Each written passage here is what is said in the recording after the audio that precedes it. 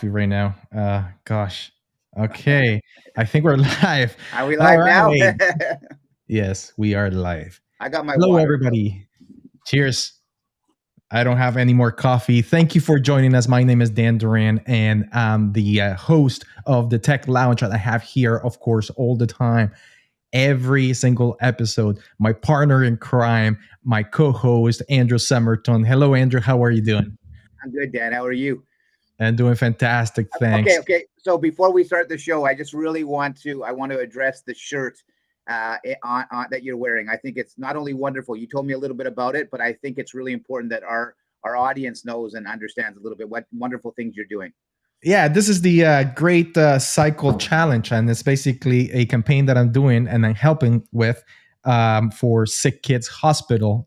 They raise awareness and money uh, for kids with cancer, right? For cancer research and all of that. Maybe I should put that on the screen as well, so Yeah, people absolutely. can see what it is, and perhaps they can help out, right? So let me Absolutely. just see how. Such an incredible cause, near and dear to me, and so many people I know, and so thank you so much for what you're doing and what they're doing, and it's an incredible cause. So I know any little bit Absolutely. helps.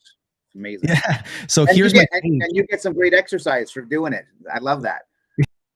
Yes, yeah. So yeah, goal is 500 kilometers on the month of August, and I was talking to one of our clients, and he was saying, "Oof, 500 kilometers, I can do that in a week." And I'm like, "Yeah, well, you're an expert, you're a pro at this. I'm just a beginner, and I do trail cycling, so it's a little harder, right? I'm not a roadie.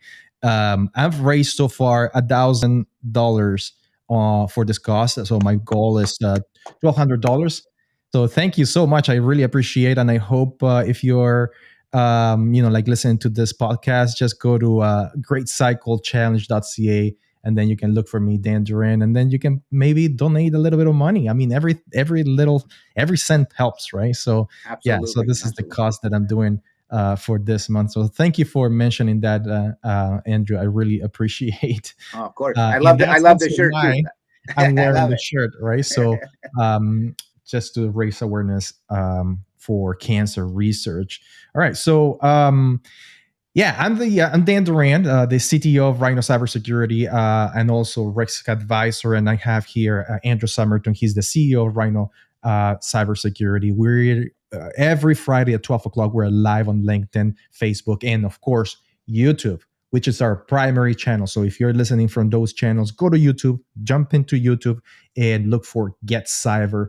And you will find us, and make sure you subscribe. We also have a lot of good stuff for you. We have a bi-weekly newsletter that gets sent out to all of our clients. You can sign up in our website, rhino.io. That's rhino with a Y, rhino.io. And if you contact us through LinkedIn, or you go to LinkedIn, then you can actually sign up for Purple Talk. We have 4 articles per week that we publish on the LinkedIn Purple Talk. So yeah, those are all our channels. Make sure that you just hit us up and log in. And I see we have a lot of people in here. So Tamara, she says hi. Guys, love the shirt, Dan. Thank you so much. Maybe Gladstone, you can put that on the screen. The people that are saying hi. We have Adrian Paris as well. We have Aura, and then we have Adrian saying skull, right? So special, skull. special, special shout out to Gladstone though. Gladstone's back. He wasn't with us last week, so welcome back, Gladstone. We're happy to have you. So we really appreciate everything you're doing behind the scenes. Yes, absolutely. Gladstone. He's very important to our team. Without you, I don't know. I don't know how to handle any of the Yeah, controls, and I'm not all over the place, like as you could see last week. All right, so today we're going to be talking about AI, okay, and the influence of AI on cybersecurity, and also hackers, how hackers are using AI to hack our systems. And it's 100%. just incredible what I'm going to show you. And it is a little bit of a clickbait. I mean, I'm not going to lie, when I put the last selfie on Earth, You because had it me, you had sparked, me scared. because it sparked something in me when I was reading about what's going on with Midjourney. And let me just explain a little bit about AI. Okay, first, and then we're going to talk about Midjourney and what it does, which is really, really creepy. right? and then we talk about the AI. So I'm going to show my screen right now. And if you have any questions, if you have any comments, just put them in there. We'll be happy to answer any of your questions. So this is from Google, good old Google, and explains what AI does, right? In simple terms. People with their personal lives, jobs, transportation, education, health, and more, maybe even without them realizing it. Here are some examples of AI in action on a typical day. In the morning, a teenager wakes up and uses facial recognition to unlock her phone. She scrolls through social media feeds to see what's new. Then she asks the voice assistant on her phone what the weather is going to be like that day so she knows how to dress for school. A college student uses an app on his phone to deposit a birthday check from his grandmother. He takes a photo of the check, and the app automatically reads the handwriting to figure out the amount. It then deposits it into his account. Meanwhile, a younger student uses a different app that is teaching her a new language. The app listens to what she says and can recognize what she's saying even if she makes mistakes. The app then gives her personalized feedback on her pronunciation. At the same time, a person gets in their car to go to work, and the navigation system plans the fastest route based on current traffic. In the car, they listen to a music streaming service, which already knows what types of songs they like based on what they listened to before. When a factory worker arrives at her job, she sees that, as usual, humans and robots are both assembling cars. The robots do some of the more dangerous or repetitive tasks, like welding or painting. AI helps the robots recognize the tools they need to pick up or check parts to make sure they have been cut exactly right. When the cars are completed, computers help manage inventory and plan efficient shipping routes to deliver them around the world. All right, so I'll pause it there, but you get the point, right? Yeah. That's the role of AI in everyday life. You know what? Seeing it like that actually really puts it in perspective how involved AI is in everybody's day-to-day lives. It's incredible, actually. It is really unbelievable. I mean, and everybody thinks about the AI as being these robots that are half sentient and they speak and like they do interviews with them and stuff like that. But that's just the kind of like the superficial part with the face and the stuff like the cyber world and the media. But if we get rid of that and we look at the everyday uses for AI, is unbelievable. It's unbelievable what AI can do, from chat boxes to medical devices and procedures to even traffic. How do they compute traffic, right? So, and the main thing that we got to understand is that AI, what it needs, what the process it goes through is basically through what's called big data. And big data is just what it sounds. It's large amounts of data points.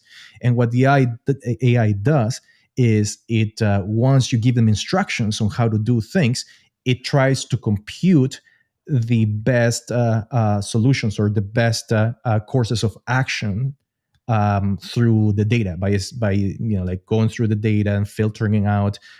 You put in there different labels. There's different type of learning for AI. So there's machine learning, for example. There is deep machine learning. There's neural networks as well as natural language. All of this is part of the AI umbrella, right? So that's what it is, and that's what it does, right? So now let's talk about the bad stuff. And it is kind of a scary situation on what's going on in terms of I have the good and the bad, right? So what do you want to? I was going to say, I mean, maybe what we should do is we should talk about the good first, in the sense that, all the elements and everything that's being put in place and the advancements in technology to utilize and benefit from AI learning and helping protect us, us as individuals, as companies, etc. But the scary part, as you said, and you're going to allude to, is the criminals out there are doing the exact same thing with the exact same technology to combat what the advancements are. So it kind of goes hand in hand, right? So that's why I'm a big component of both. I'm a big component of the AI and the advancement of AI. So for the mass amount of information to be able to dissect, mitigate and remunerate almost immediately. But what's really important is the human component on top of that on a regular Absolutely. basis. You know? Absolutely. Human component is crucial on cybersecurity, and I'm going to show you that as well, right? So, but before we get into the cybersecurity aspect, let's talk about the last selfie on Earth. So basically, a couple of weeks ago, there was this software, this algorithm, this AI algorithm, and I'm going to show you on the screen right now, called Midjourney, right? And what it does is picks up natural language as well as images from all over the world, right? So maybe you can put that on the screen. The Gladstone, my screen. There we go. Thank you. So Midjourney generates AI apocalyptic images of the last selfie taken, basically, in the world, right? So it compiles all images from Google, as well as it turns what Midjourney does is it turns natural language sentences into images. So you can tell the AI, for example, I want to see a dog wearing sunglasses in the moon while having a party. And then the AI will actually construct images, right? Different sets of images with a dog in different formats, with different styles and stuff like that. And people are a little worried because they think that this is replacing the actual human, the art of graphic design and painting and stuff like that, because the AI it manufactures this beautiful images and renders on pictures on whatever you tell them. Well, you know what? I can tell you a story about that real quick, and it's a real life story. So, my uncle's wife's brother, this was years ago, actually started with her father, incredible artist, and he was in that industry, and part of his job was touching up real life designs or photos for advertisement. And let's say, for example, he took a picture of, I'm going to use this as an example, I'm not saying it happened, but he took a picture of a beautiful salad at a restaurant, and they would give it to him. When they blew it up big for a billboard, there was a little bug in it, hypothetical. He would actually have to go in and touch it up and remove that. Well, now it's like immediate. Like it's you don't even have it literally put him, he had to adapt or die. And basically he adapted. But unfortunately, that's exactly what it did. It put people like that out of business. But it's absolutely crazy what you're saying, because I don't know if you've seen the commercials for the new Pixel phone, Google Pixel, where you can take a picture and there is a person on the background, like a photo bomber or something like that. You can actually delete it from the type image, and that is an algorithm thinking on the other side and putting in and making sense of what the image is and getting rid of that. So that's AI working in itself, right? So going back to Midjourney. So of course, like there is jokesters out there, and they typed in. I actually signed up for Midjourney, and I'm on the waiting list because I want to play around with the software, right? So they typed up, what would the last selfie on Earth be like? And this is exactly what the AI produced, and you can see it on the screen. I loved Tamara's comment on this, and it's so true. Hollywood is so advanced in a lot of the things, like so many things, like even like to the Jetsons. I think that's coming up right away, 2022, or it's already passed. But to Tamara's thing, it always reminds me of Terminator. She says true, AI reminds me of the Terminator. It's so true. It's so true. Yeah, and let me just scroll through the images. Some of the images in here. There is a video on here as well. Here's another one. Check this out. These are the last selfies according to the AI. Wow. This is pretty scary stuff, right? I guess the world is not going to end in a good note. In a good way. Okay, this is certainly someone's opinion. It's not going to happen, everybody. Okay. Yes. It's crazy. Yeah, and it's crazy how these AI works. All right, so that's Midjourney and kind of like the clickbait that we had. But the thing is, like, it wasn't really a clickbait, because I was thinking, okay, so AI is really good. It's doing a lot of good stuff, but all of a sudden I see this, like a Midjourney apocalyptic image, and then I'm thinking AI hackers, and start investigating about how hackers are using AI as well. And I discovered, I pretty much opened a whole can of worms with that. There's so much stuff that hackers are doing on the background. right? So they're starting to use AI on to accelerate polymorphic malware, right? So polymorphic is just fancy terms for a virus that is able to adapt and generate code itself so it can attack and bypass defenses. That's polymorphic. And but now imagine that there's what do you call it, a virus that can learn from the security systems and bypass every security system out there, so it can constantly change itself. That's what's so crazy about cybersecurity and technology and big data now. It's you have to have AI to be relevant, to be protected. You have to. I mean, there's just so much of it, right? And so obviously, as you're saying, the hackers are leveraging that to the exact same capacity, and they're going to continue to leverage that to make themselves more relevant, to be able to do more crime, more corruption, more problems. But it goes hand in hand, because the good guys trying to protect all that data and trying to protect us and trying to protect companies are using the AI as well. So it's a necessary evil, unfortunately. Yeah. And the other thing is, for example, you saw the video, right, that I showed you from Google. Hopefully Google is not going to take that video down and going to ding us on the copyright and stuff. So please, Google, just keep the video in there, so I don't have to cut that little piece on the video. So I don't know if you saw it, right? So like you get up in the morning and then you look at your phone and it has facial recognition, right?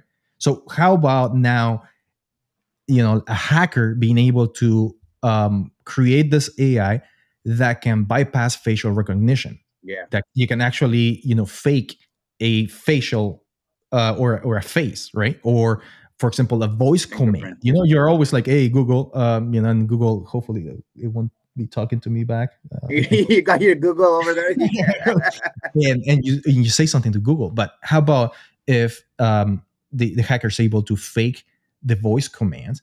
Already we're seeing all of this stuff with deep fake, right? You've seen pictures or videos of Barack Obama and Tom Cruise and things like that are 100%. Not real, the person. But imagine that this is being used in a nefarious manner now. 100%. So it's completely changing the kind of like the landscape.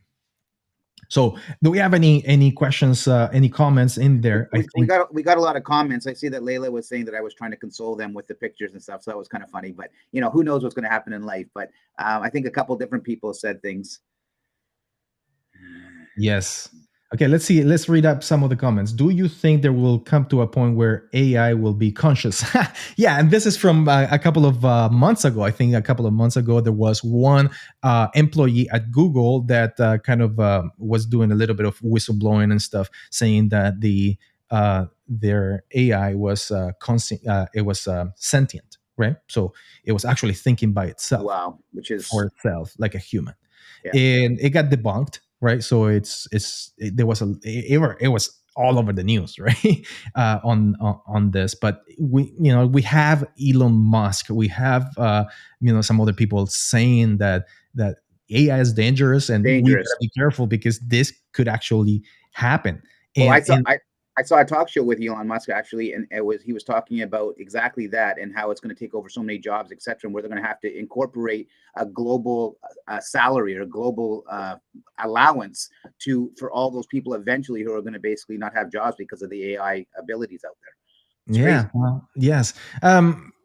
That's called the singularity, right? The moment in which an AI is conscious and can think and can do its own things, right? I don't think we're far from it, right? So, but it is really stuff of sci-fi movies and stuff like that. I think it needs to be contained. I truly believe, this is my opinion, it needs to be contained and released only in certain ways. But again, how do you contain something so advanced, right? It's hard. Yeah. So here are some of the novel ways that hackers are attacking AIs. So one of the first ones is AI poisoning, right? So the way AI works is, as I said before, it gathers a lot of data, right? Big data. And then it makes sense of that data by trying to guess the best course of action or whatever it is instructed to do, right? Some sort of objective.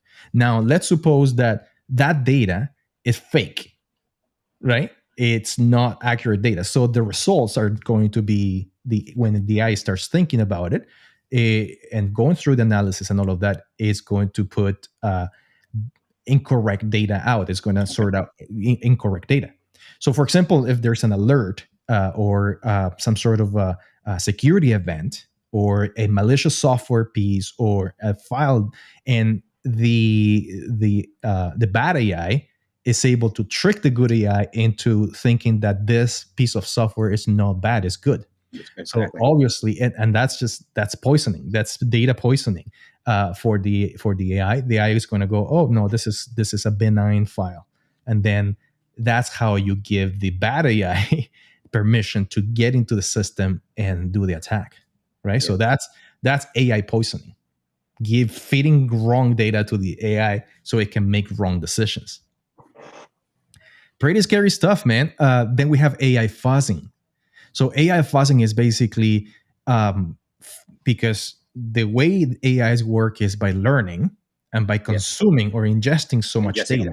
Right. Imagine you start giving the AI data that is corrupted, and you give them, it's sort of like a DDoS attack, like a denial of service attack. So you're infesting the AI with samples of inputs that are meant to crash the application. So then the AI, gets that information and gets so much and so bad and so corrupted that it crashes the servers, right? So that's another. But Dan, isn't this a big part of like where we have the combination? So for on the protection side of things, I understand from the negative side as far as the hacker side, but on the protection side of the good guys, so AI is all about obviously understanding the behavioral habits of companies, individuals, etc., adapting and growing and learning, and then being able to identify anything that's problematic in the system or network, what have you. But the human component, then, this is what's really important about that, where it kind of goes hand in hand, that when it's not necessarily a false positive, but a problem, a cybersecurity analyst or expert will come in and basically evaluate, identify, and then say, okay, this is, a corrupt or a cyber attack or some type of malicious activity. I mean, is that kind of where you would say, okay, it's really important to have both because of that, those facets? Yeah, exactly. If you leave it to 100% to technology to do its job, you need the human component to be able to make sense out of it, right? Yeah. At the end of the day, AI is not capable of being sentient, and a human is, right? So that's exactly what I have in terms of cybersecurity. Okay, and you can read it right here. You need to merge the technical with the human approach, right? So if as a cybersecurity analyst, and I'm a SOC analyst, for example, and I'm going through the data, and then I see an executable being downloaded, and my AI is saying, no, this is perfectly fine. Exactly. But then you can actually see it with your own eyes, and you can see that the hash is bad, and you're going like, what the heck? This doesn't make any sense. That raises flags, and that's a human interacting with with your system. It's not the AI, because the AI was deceived, right? So it is very important that like the AI is used for breaking down complex automatic processes. Right. Basically, you get lots of data. Our PCAP, network intrusion detection system, you get millions of events per week on a normal client because they're all transactions of data, right? A human cannot interact with that. It's just virtually impossible. So you have the AI working on the backside, filtering and doing initial analysis. But at the end, you have to have the human component doing that analysis, the professionals working on the background. And not only that, but if there is a problem, then humans can correct it, and they can create and build better models based on or defense plans based on that data, right? So it is absolutely right. You need to have the human component, and that's, I think, what makes the difference, right? Yeah, 100%. So going back to the hackers, phishing and spam, right?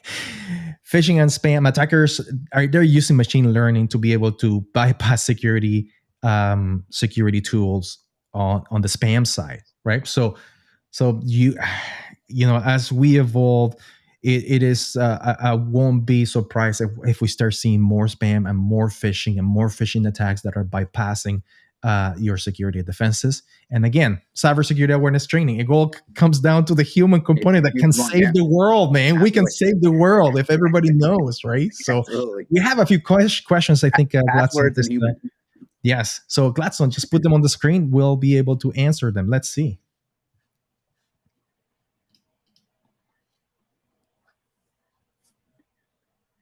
How do you protect yourself from AI poisoning? So I think I just explained it, right? So you need to have the actual human component to be able to go through the data that is the AI is spitting out, and then correct those models, right? If that's something that's happening, and if they see something that is it's wacky and it's not good, they're gonna be able to raise flags and then do a better work on going back to the data and start doing an analysis and threat hunting and all of that. So that's very important. And Dan, to that point, I mean, you use the terminology how to protect yourself. So it's always about mitigating risk, right? Basically being proactive. You're never, ever going to be 100% protected. That's the reality in unfortunately the world we live in, especially with AI and everything out there and advancements of technology, etc. But it's all about being proactive. So putting the right measures in place, meeting with the right experts, having the right solutions, having the combination between the right solutions and real life people. Those are going to having the great passwords, having some cybersecurity awareness. Go on, if you don't have a course or your company's not doing it, go online and Google some stuff and learn some stuff, watch some videos. There's courses through Udemy that you can do. It's all really important. That's how you help protect yourself. You're never going to mitigate it, but that's being proactive is going to help protect you. Exactly. And let's go back. You're talking about being proactive, right? And that's extremely true when it comes to AI too. So think about an AI being like a little kid, like a toddler, let's say a 5-year-old. Whatever input you give the toddler is what the toddler is going to learn. It is the same thing with an AI. If you give them input about risk and problems, the AI might start to think about, this is a problem. So I'm going to avert this, and then I'm going to warn on this problem. So if you have a 5-year-old, for example, and the 5-year-old wants to jump off the couch, and you tell the 5-year-old, hey, don't do that because that's risky. And then, you can, if you don't teach the 5-year-old that risk, at the 5-year-old is not going to be able to do things on his own. You know what I mean? Yeah. So it's kind of like, you see these umbrella parents that are always, trying helicopter parents, helicopter parents that are, they try to keep the kid on a cocoon, and at the end, they don't grow to take, they don't learn to take risk. It's the same thing. It's the same thing. So if you tell the year-old, okay, yeah, you can jump off the couch, but let me put this pillow in here and just give it a try, and the kid jumps, and everything is safe. Then the kid learns a lesson. Exactly. And it's exactly the same with AI. So Sonia Castillo is asking, how do you protect yourself from AI poisoning? And I'm going not just in terms of AI poisoning, but also every other thing, right? So Trojans in malware and stuff like that. So how do you teach AI poisoning? Is by teaching them AI poisoning. You have to teach them what it is, right? So there's a couple of really cool stuff. So the first one I want to show you is the Troj AI software framework. I have it right here, and here it is, right? So this is all open source, by the way. So all of this stuff is open source, by the way. So AI is open source. You can learn it yourself. For example, IBM Watson and all of that stuff. So this AI or this algorithm teaches the AI about Trojans, right? So you're starting to feed Trojans into the AI and making them learn what a Trojan is and how it evolves, and even polymorphic Trojans. So it's all about it's part of the learning models for AI. All algorithms need to learn, either through deep learning, which means you just leave them alone and to do whatever it is they're going to do, or with instructions, right? So you give them a set of instructions, and then you correct those instructions when the AI learns, and then you go on. And so it's very kind of like human. There's a lot of human interaction with the AI to try to make them learn.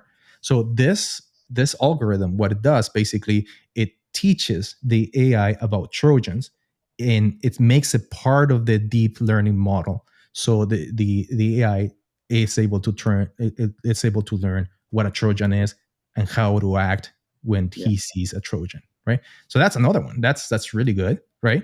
And the other one that I wanted to show you is where did my thing go? Here is MIT. So MIT came up with the text fooler, right? So text fooler is another way that that we can teach AIs. And let me just show you. Here it is.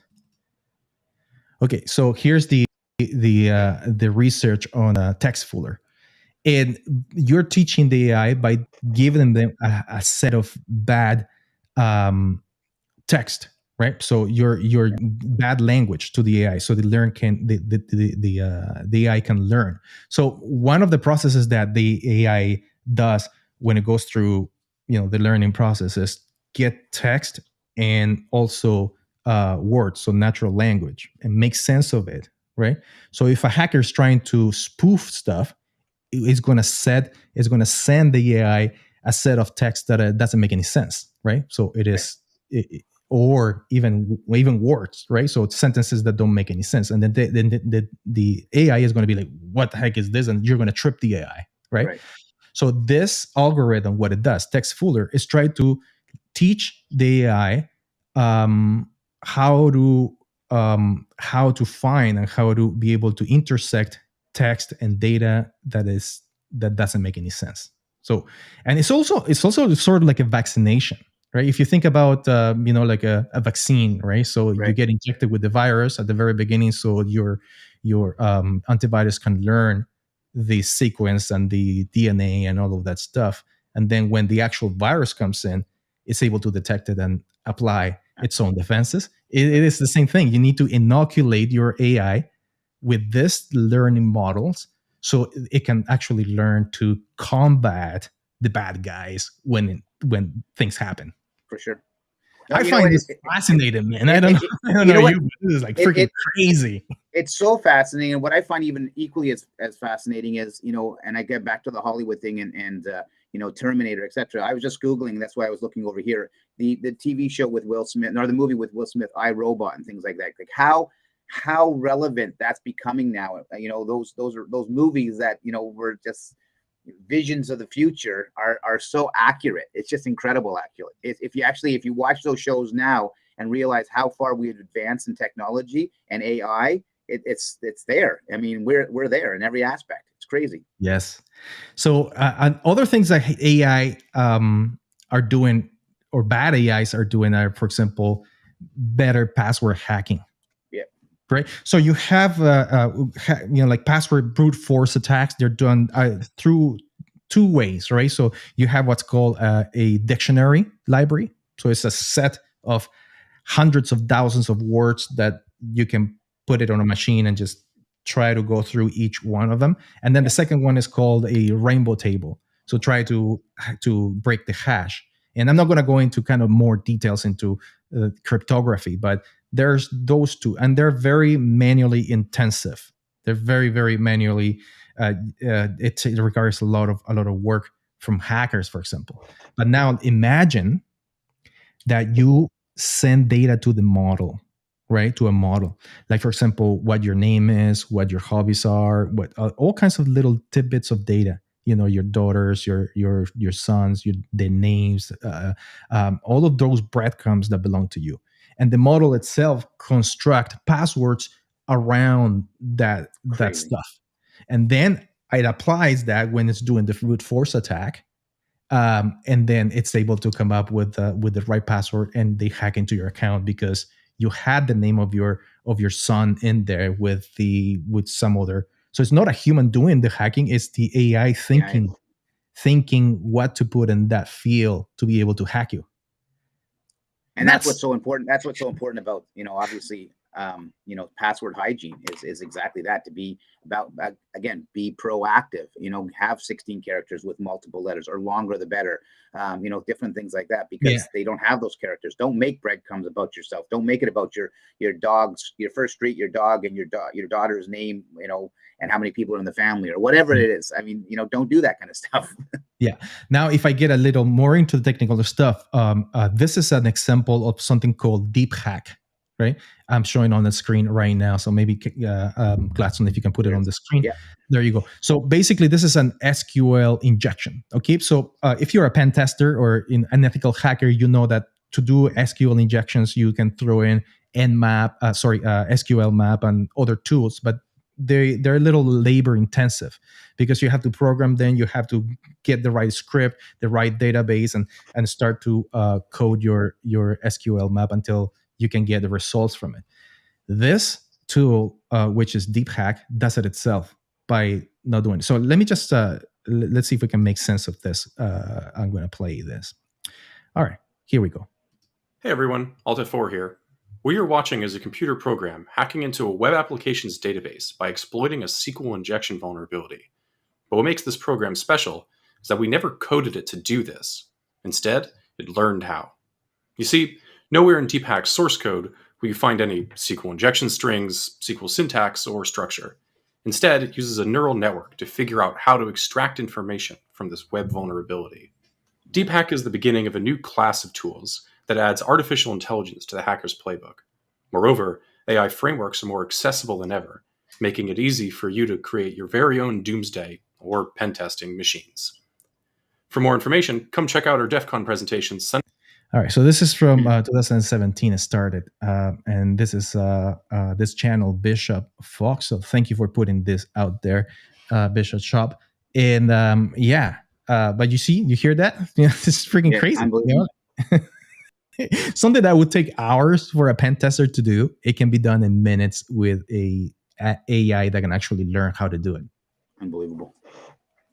All right. Do you have any questions? Any comments out there? This is freaky stuff. That's why the last selfie on Earth, and it sounds pretty bad.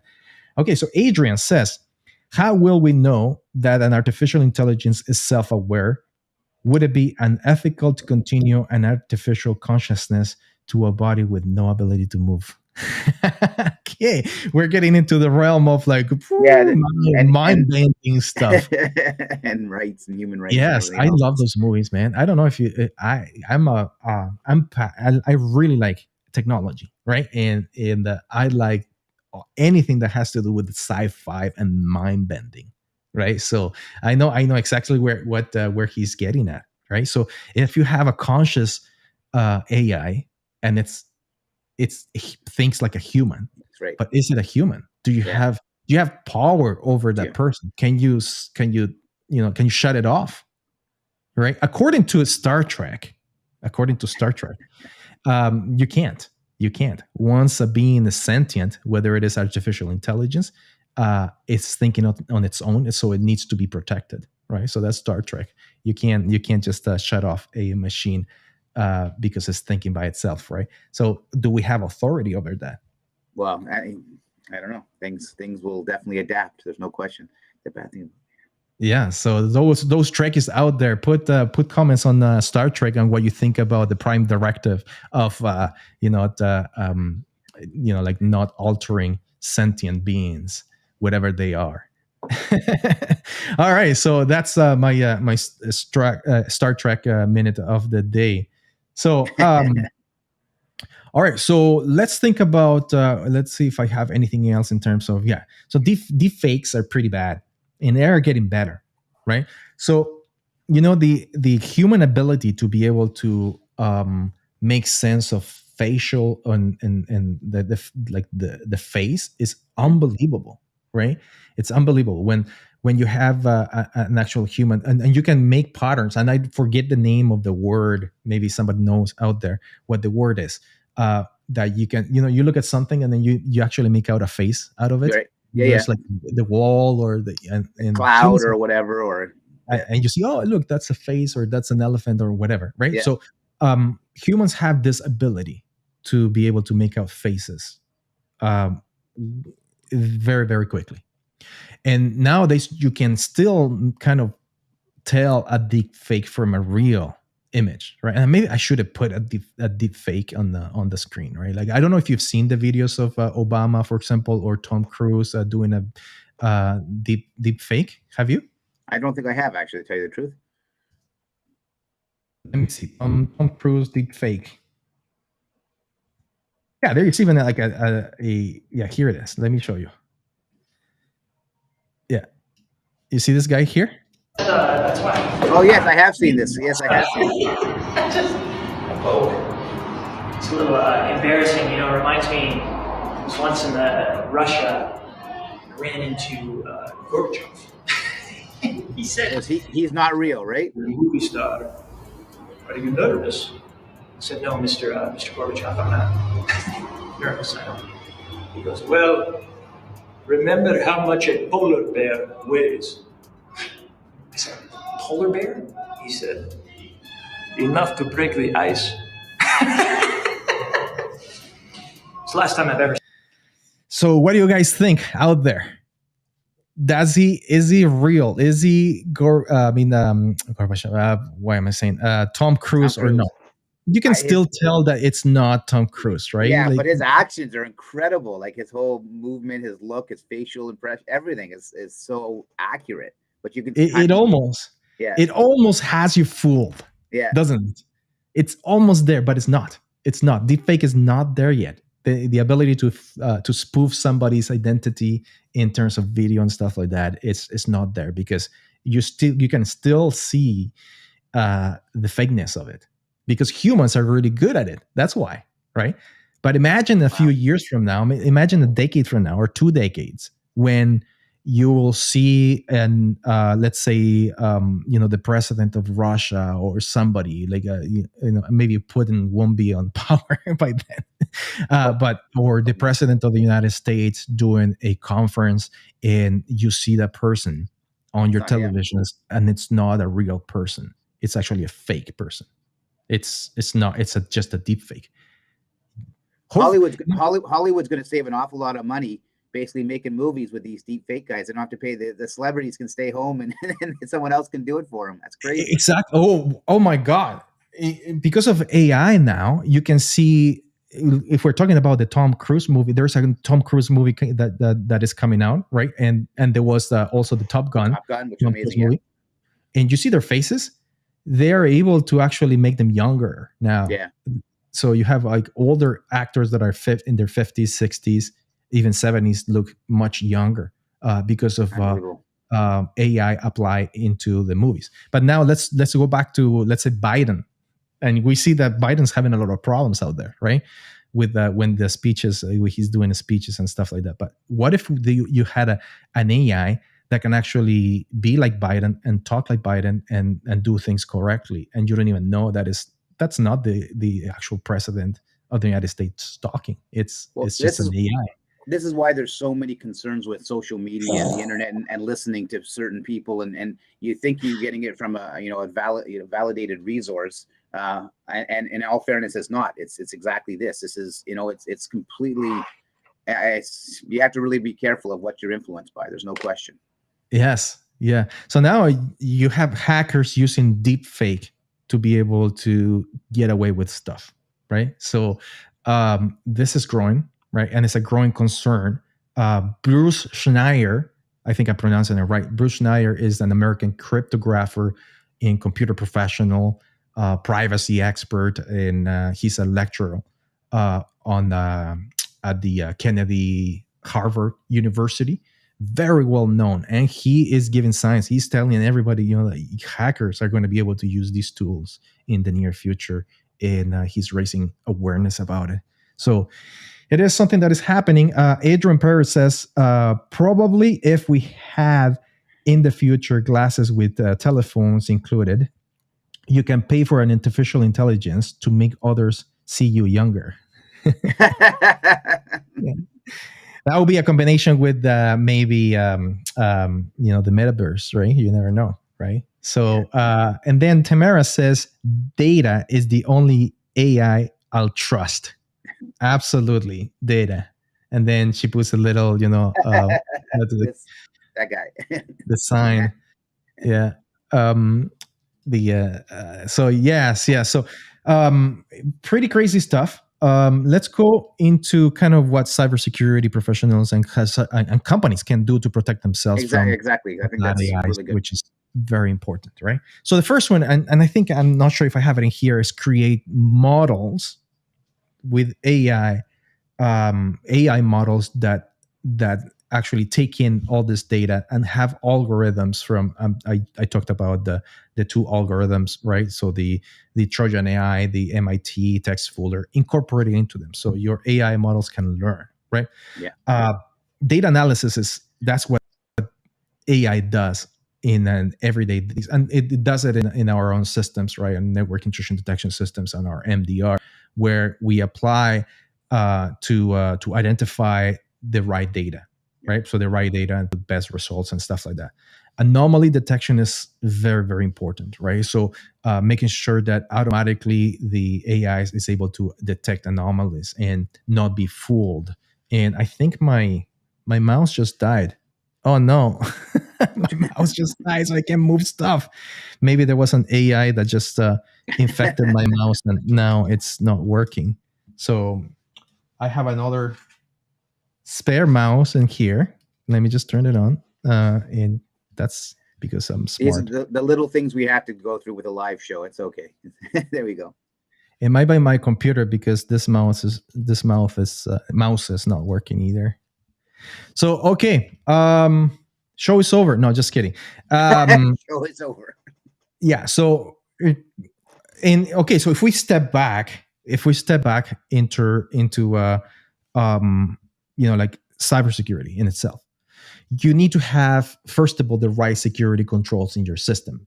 Yeah. And the best way to do that is to what's called cyber security in depth, or onion security, right? And what you need to do is have different tools, right? So I'm talking about, and I had a really good presentation on this, on security in depth. So your endpoint protection has to be there, your human component, your DNS component, your firewall. All of it has to be interacting together kind of in unison. And you need to have some sort of a managed detection and response, or network intrusion detection system inside of the network. You see, that's the first step, right? Andrew, right? That 289 days to discover a system being compromised, according Absolutely. to the IBM research study. And with That's AI learning, with AI learning and technology, like for example, like Rhino or MDR or Rhino Guard, I mean, it's up to 20 minutes. So talk about difference, right? 287 days in the market standard versus 20 minutes of identifying and mitigating and basically isolating a potential risk. You have to have the right measures in place. And again, that happens through a combination of AI learning and the human component, which is critical. Yes, and the thing is, every time we do the presentation to our clients or prospects, they are just like their jaw drops, right? It's like they have a brain meltdown, because they go like, "Wow, that's just freaking amazing how we're able to detect this type of stuff so fast, right? So fast." So the first thing that I would suggest is, if you're a big company and you have the budget to create your own AI and your own stuff, definitely play with the models. Make sure that the models are solid, right? But if not, then get a managed detection or response company or network intrusion detection system inside of your network, so it can automate a lot of the processes that cybersecurity and IT specialists cannot do, right? So and you know what, Dan, to that point, I think it's really important, because a lot of companies out there think, oh, I'm protected. I have my MSP, I have my IT department, I have my endpoint detection, I have my firewall, I have. But that's the MDR, the managed detection response solution that's protecting your network, is still a fairly new technology. It's only a few years old, and it's really, really a game changer when it comes to mitigating risk in your network, because that's where a lot of vulnerabilities and risk and ransomwares come from. And again, if it's sitting in there for the average standard time of 287 days, imagine how much pivoting and how much damage potentially it could do. And so, if you have all these measures out there, become educated, be proactive, ask your IT specialist, ask your MSP, ask your cybersecurity organization, what is that? What is a an MDR look like? How does it affect, or how does it add relevance to what we already have in place, because it's really, really important. Yeah, exactly.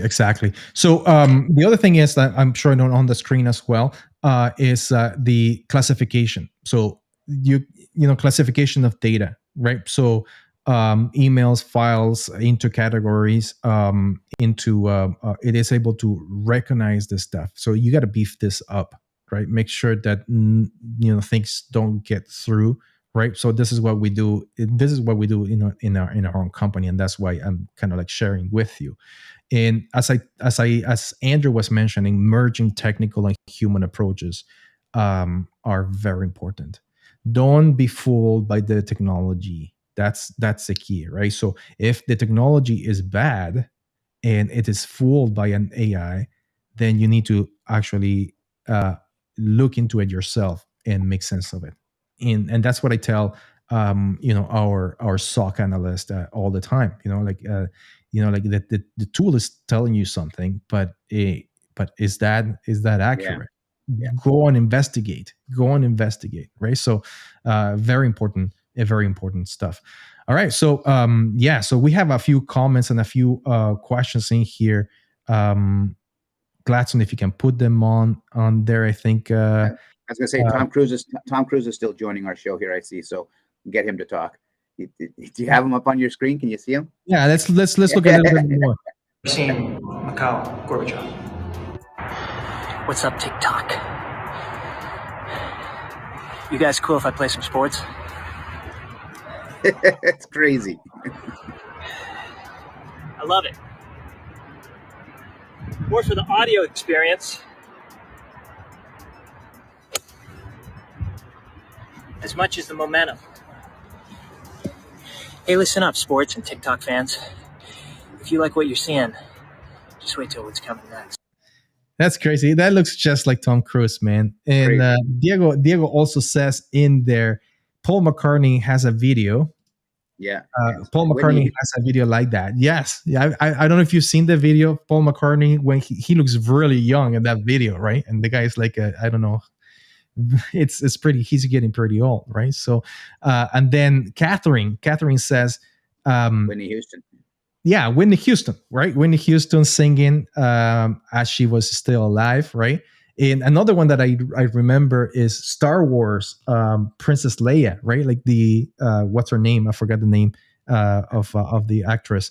Drawing blanks. Please help me, guys. Yeah, who is it? She just died. Oh my goodness. Yes. So she, I think the last Star Wars movie, she died kind of like in the middle of the movie, and they had to, or they created a movie where she was in there, even though she is passed away already, right? So that's kind of like where AI is taking us. And let's see, Alex says. Carrie Fisher. There you go. Thank you, Tamara. Thank you so much, Tamara. I really appreciate that. Amazing. Alex says, I guess the problem is how the lower chin connects to the neck. Really close though. Crazy. Yeah. Okay, let's see. Okay, his chin. Let's see. Let me play this a little more. Show the screen. Oh no, I can't see it either. I'm going to show you some magic. It's the real thing. I mean, it's all the real. I would swear it was him. Wow. It's crazy. But you know what? I think when he puts his hand around his face, it changes a little bit into like his actual face, the guy's face, not Tom Cruise. Or when he moves around, I think Alex is right. You can actually tell a little bit sometimes that it is not Tom Cruise, right? Yeah, for sure. It's crazy though. So what is Carrie Fisher. Catherine said that. Sorry, I thought it was Tamara, or is it? It was Catherine. So Diego also says, what does Diego say in there? Host here, the guest here, host says, looks like a real good video game. Yeah, that's Gladstone. Yes, absolutely, Gladstone. It looks like a video game. Oh, Gladstone's putting that. I'm sorry. Yes, Diego says they always make those videos with Tom Cruise's face.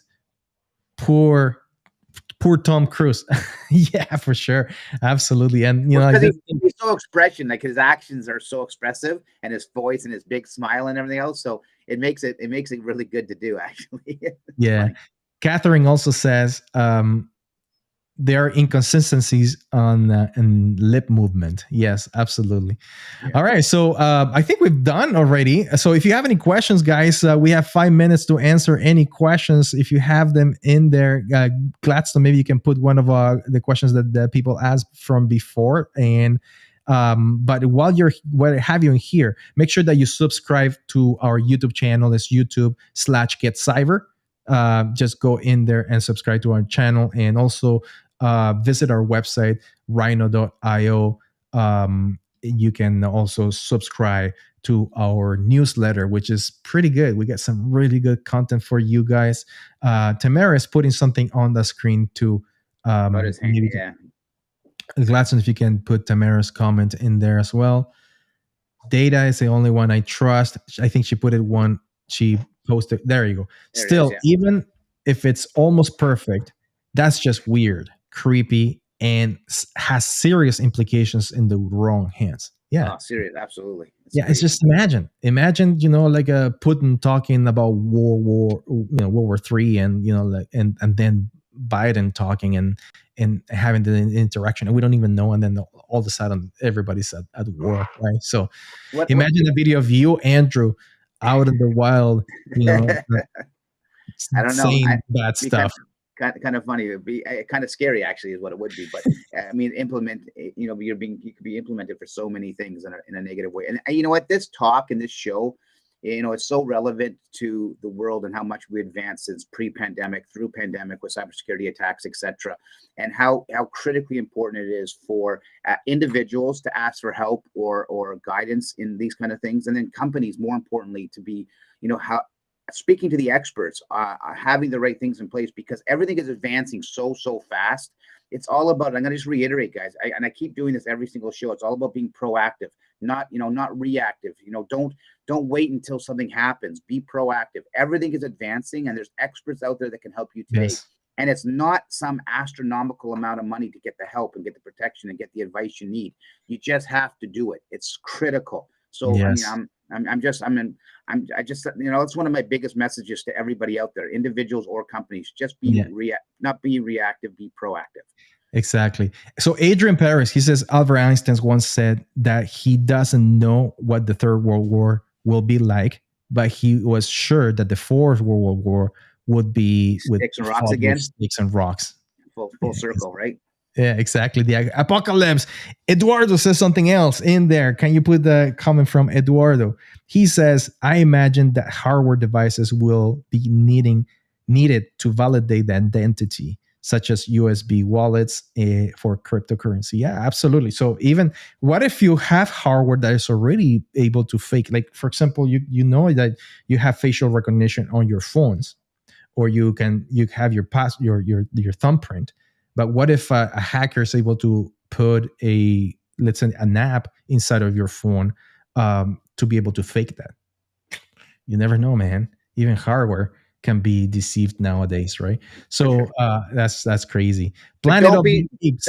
Planet of the Apes. I have to, absolutely. That goes back to my whole, you know, entertainment world and how things had full circle. I mean, 20 years ago, what's happening actually today? It's insane.